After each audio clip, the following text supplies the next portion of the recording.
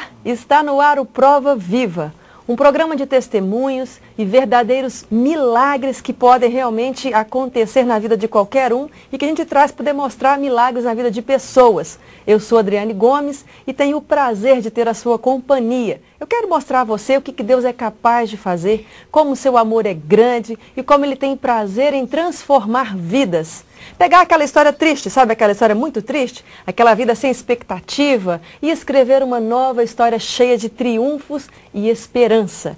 Hoje nós vamos conversar com a missionária Nájila Araújo, que é a prova viva dessa maravilhosa transformação.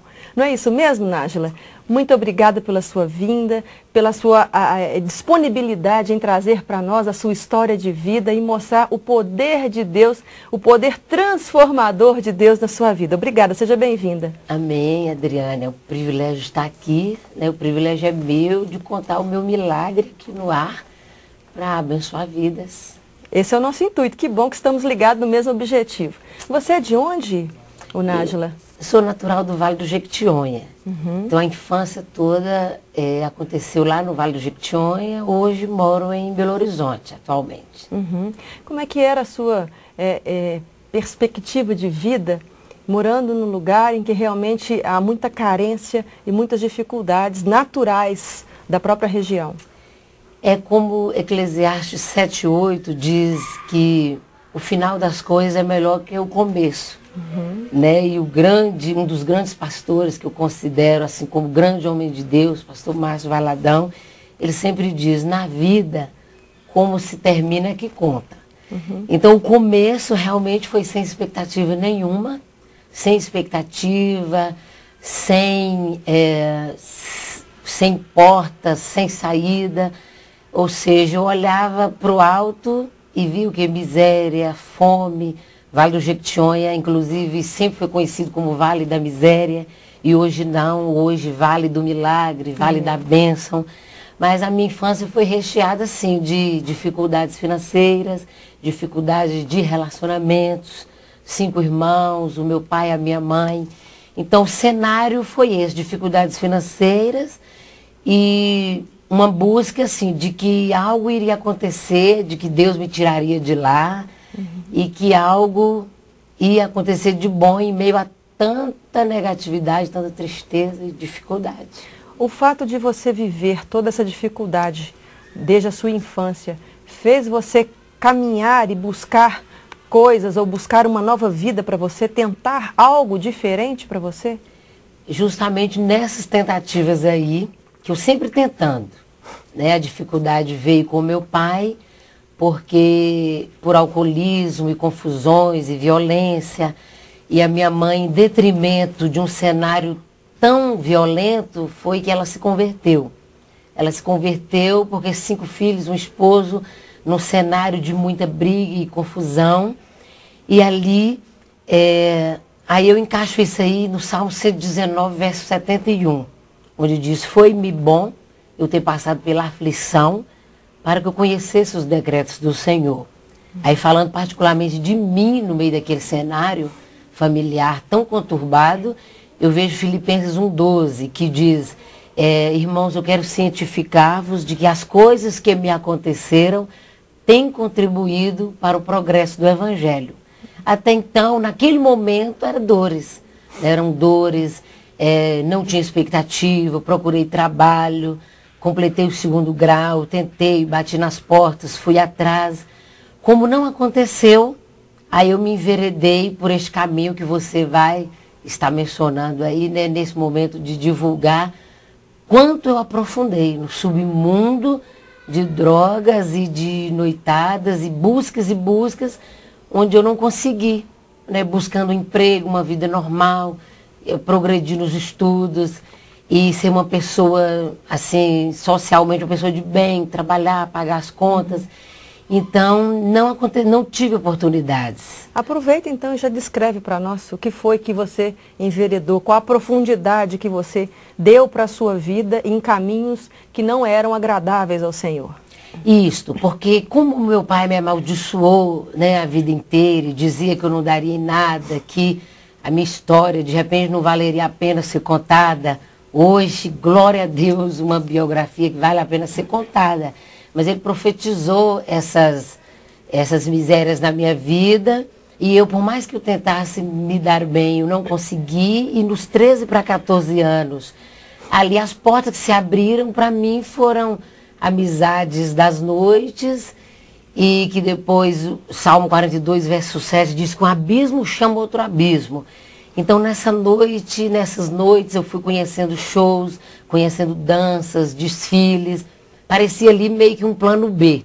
O plano A era o politicamente correto. Era o plano do Senhor que estava traçado, mas que você não teve o entendimento ou a oportunidade de estar caminhando nele. Isso, porque meu pai, minha mãe, a família toda de uma raiz católica, ou seja, não praticavam, não conheciam o tamanho do Deus que hoje eu conheço. Né, não conhecíamos, então estávamos ali alheios a um plano tão superior que alcançaria depois toda a minha casa.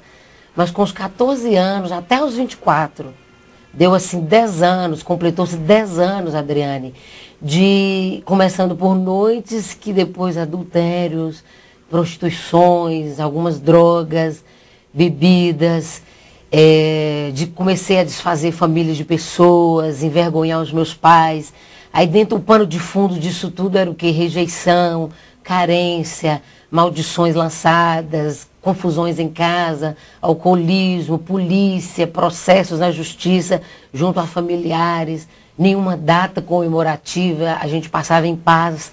Então o pano de fundo era decepções. Aí eu fui buscar fama. Aí eu falei, vou ser reconhecida, eu vou ser famosa, vai dar certo, eu tenho força de vontade, o meu objetivo é crescer. Aí eu fui por mim mesma.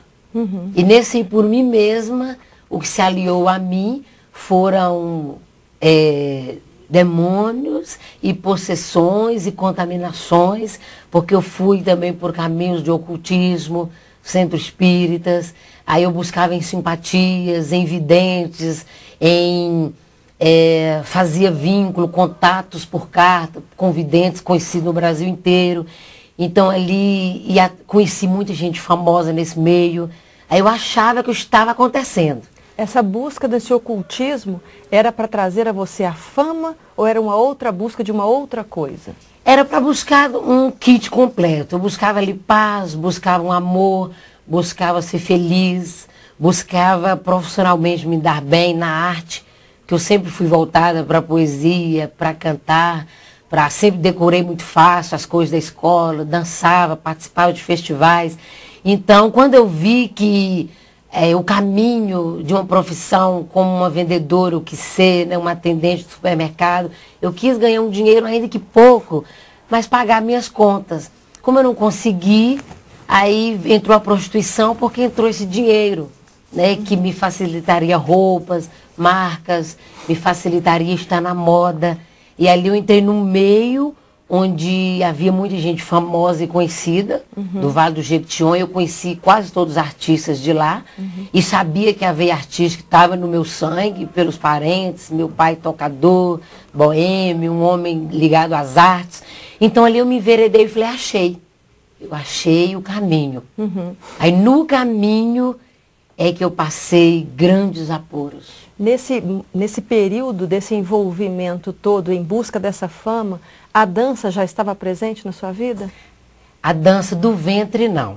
Sempre houve danças, sempre houve palcos, né? Os artistas que eu conhecia, eu ia para as coxias de teatro, para palco, para carnavais, e sempre ali com alguém famoso do lado, achando que seria o meu norte, ali seria aqui eu ia encontrar o que eu procurava, eu achava que estaria ali. Apocalipse 3,17 diz, pensas tu que és rica, abastada, não precisas de coisa alguma, e nem sabes tu que és infeliz, miserável, pobre, cega e nua.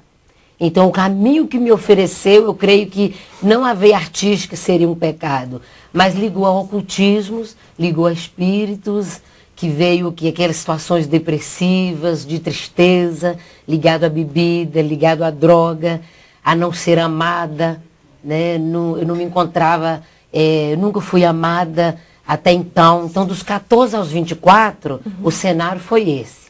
Né? Mal amada, mal aceita, rejeitada, com essas muletas chamadas drogas, bebidas e shows. Existiu algum fato nessa época desse envolvimento também na área do estupro? Isso, nesta fase. Dos 14 aos 24, foram 10 anos de misérias, né? Sofrimento e tristeza, aos quais depois o meu Deus, ele veio e transformou esses 10 anos em ministério, né? Em alegria, uma história que vale a pena ser contada.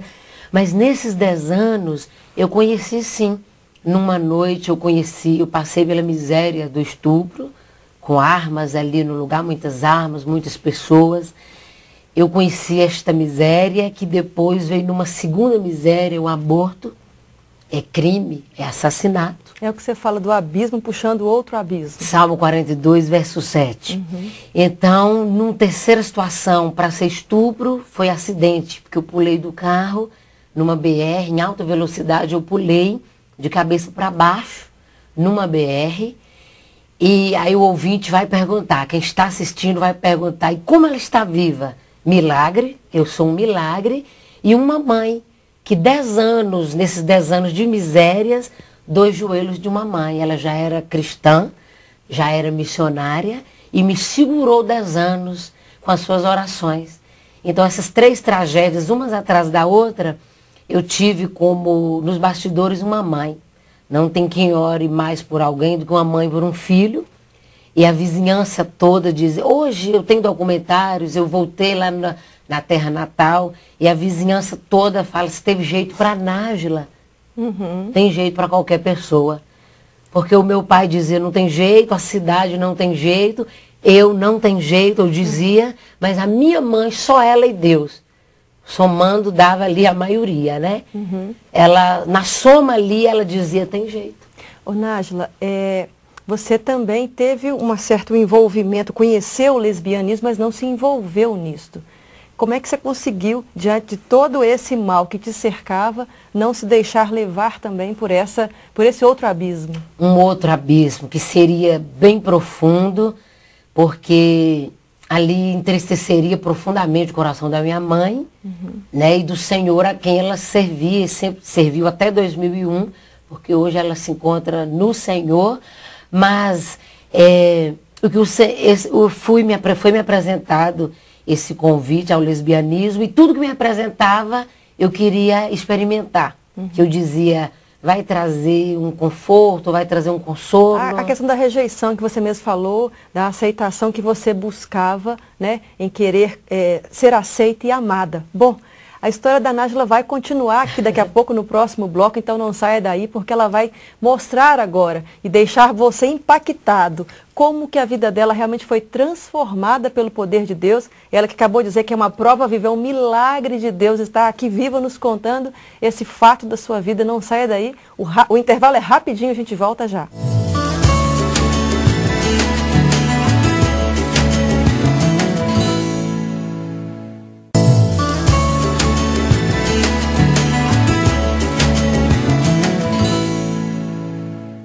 Já estamos de volta e hoje nós estamos conhecendo a história de vida da Nájila.